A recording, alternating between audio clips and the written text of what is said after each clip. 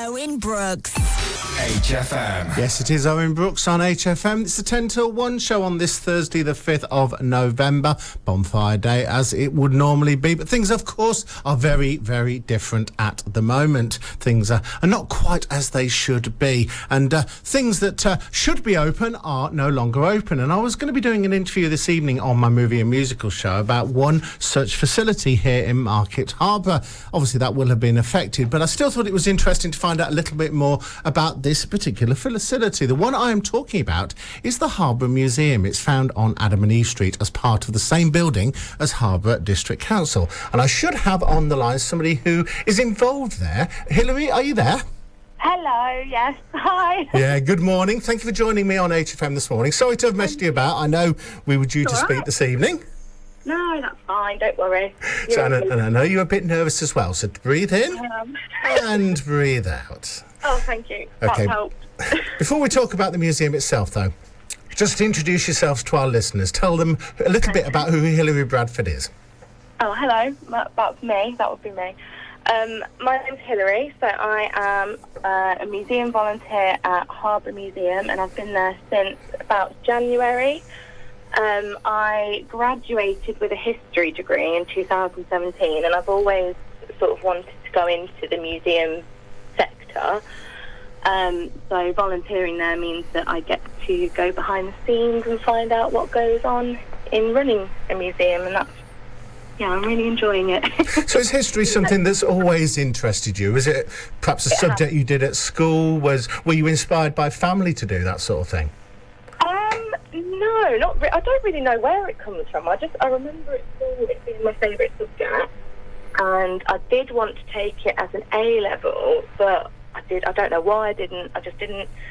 So I decided to do it as a degree, and I'm really glad I did, because it's definitely what I want to go into. I don't know where it comes from, though. No. What is it about history that interests you? I like that it sounds a bit weird. I like that you can't change it. Like it happened. It's in the past, you can't change it.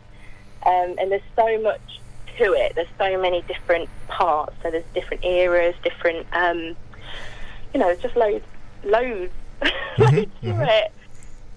But we've, of course, got the Harborough Museum, like many towns have in and around the country. And as a town, we've got quite a lot of our own particular history, haven't we? We have, definitely, yes. There's a lot of buildings. We have, I know on the website, we've got like a Harborough Then and Now sort of photo series, and that is really, it's so strange, like getting to see what it looked like. Not hundreds, but about 100 years ago. You see all these photos and you're like, oh my God, I know that bit of Harborough. That does not look like that now. It's really, it's interesting. But there's a lot of Harborough that hasn't changed at all. That's true. That is very true. Well, I saw one the other day. You know the bridge on, is it Northampton Road? Near Monks, near George Hall's.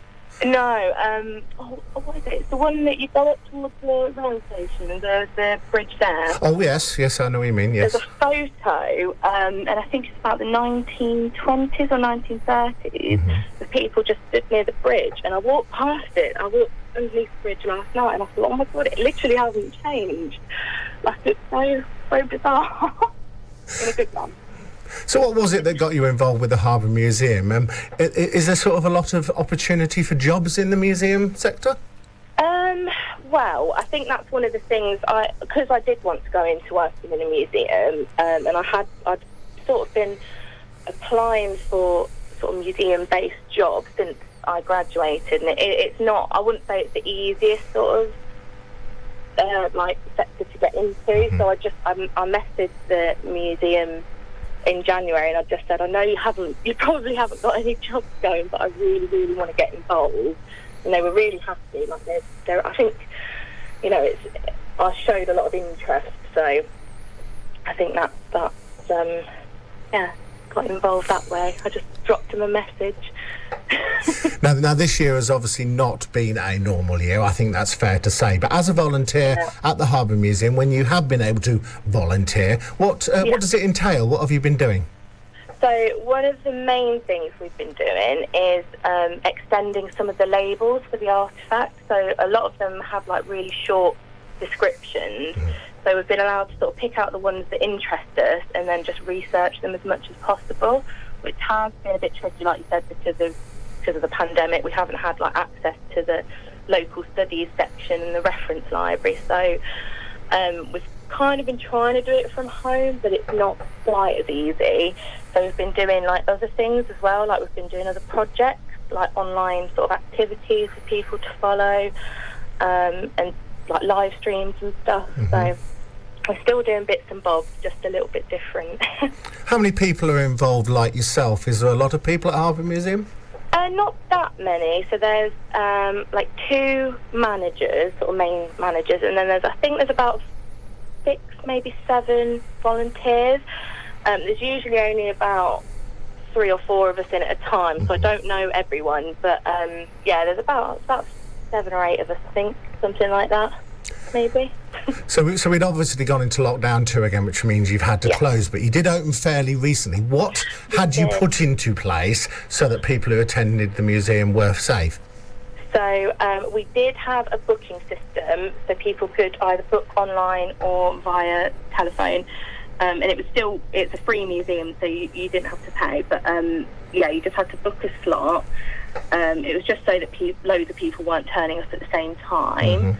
And then we also had a one-way system, so I don't know if you're familiar with the museum, but there's like the Faulkner's shoe shop that was moved into the museum, so you could go in it and like have a look at like it as it would have looked when it was actually a shop. So you could still go in that. You just had to go in your own sort of group of people. You couldn't all go in at once. And also there was hand sanitising stations and stuff like that, which I think if this lockdown does end in December, hopefully we will be opening again, and it should be the same sort of measures, but I would double check nearer the time on the website or give them a call a bit nearer the time, and hopefully they'll be able to give a bit more information then. So because you've closed again, obviously we're back to kind of where we were early in the year. What sort of things, even though you're closed, will people be able to find out more? You mentioned a website. What will people find on there? So on the website we have got there's a section called Our Displays, and it has literally got like photos of every single display we've got. So you can basically do a sort of virtual walkthrough of the museum, which is handy. And also we have things like Object of the Month. So a volunteer will write like a sort of extended bit of information about an item that they like. So that gets featured. And also, I think I mentioned that we're trying to do more live streams. Yeah. So we recently had one, which was for the Festival of Archaeology, and we had a lovely archaeologist, Deborah. She came in and she presented an illustration workshop. So she chose an item and she drew it. And that's still up on the website, the video from the live stream. And we want to do more of that. So we're going to do one like live streams that focus on the current school curriculum, so that would be good for like kids and stuff to get involved in. Wow. So yeah, we're planning ahead. So normally when you are open, obviously members of the public would visit. Do you organise things? You just mentioned schools for groups of children. Do those sort of things happen as well? We have had them. Yeah, we had them. Because I only joined in January, and I was literally there for about 2 months, I think, before we went into lockdown. We were at the time the VE Day. We were planning an event for that, but that never went ahead. And I know that they have had they've hosted like school trips and things like that before. So one day, hopefully, they'll get to do that again. But yeah, so there's always something going on. So obviously things have changed again today, but what's your plans for the future? What's the museum's plans? What, all being well, opening permitted, are there plans to be put in place? Obviously we don't really know what's going to happen until about December time, so there's nothing sort of planned for after that point just yet, which is why we're doing the live streams and stuff like that. We're just kind of trying to focus on now at the moment. I feel like that's what everyone's trying to do. Yes, of course. It's hard to think ahead, isn't it?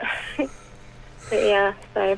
Well, thank you very much for for joining me this morning. And it's a shame we've obviously had to reclose like a lot of sort of locations around the country, but all being well, we will sort of get through this, get to the other side. Just any final comments and things you want to tell our listeners about the Harborough Museum? Nothing that I can think of. I would definitely, once it reopens, I really recommend people coming in and visiting. It's a lovely little museum. And also, we were saying, if anyone has, so obviously at the moment we can't go in, but when we do reopen, we probably won't be able to open the local studies section. So if anyone does have anything they want to find out about, like if there's any particular building or area of Harborough that they want to know about, then just send us a message on the Facebook or the website, and we will try and look into anything you want us to look into when we get back in. So we'll try our best.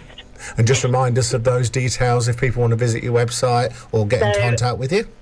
There's the Harborough Museum website, so if you just type in Harborough Museum on Google, it will come up. And we also have the Harborough Museum Facebook, and there's Leicestershire Museums on Twitter as well, so you can get in contact with them. And we do have a phone number as well, which is 0116 305 3627. So you can always give a few people, the managers are still in touch with people, so you can give them a call as well. Fantastic. Well, thank you very much for joining me this morning. It sounds like a fantastic resource in the town. Obviously, as soon as normal service resumes, we will get people to come along and visit you. And just thank you for your work and everybody else in what have obviously been extremely challenging times.